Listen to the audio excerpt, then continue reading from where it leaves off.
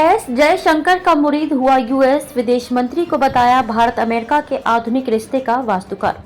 विदेश मंत्री एस जयशंकर ने कहा कि भारत अमेरिका संबंध अब तक के उच्चतम स्तर पर है। मोदी सरकार इसे और अलग स्तर पर ले जाने वाली है। हमारा रिश्ता चंद्रयान की तरह है। ये द्विपक्षीय संबंध चंद्रमा और उससे भी आगे तक जाएगा। अमेरिकी अधिकारियों ने की एस जयशंकर की प्रशंसा।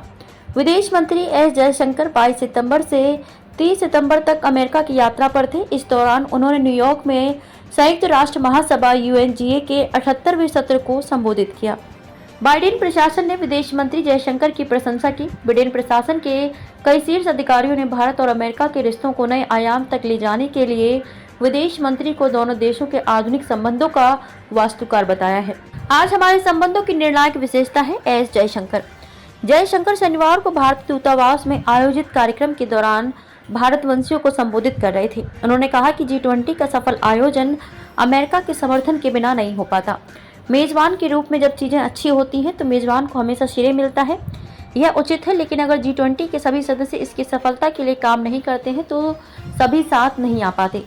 विदेश मंत्री ने कार्यक्रम के दौरान नए भारत को भी रेखांकित किया। उन्होंने कहा कि नया भारत चंद्रयान, कोविन और 5G वाला भारत है। ये वो भारत है जो सबसे शानदार G20 आयोजित करने में सक्षम रहा।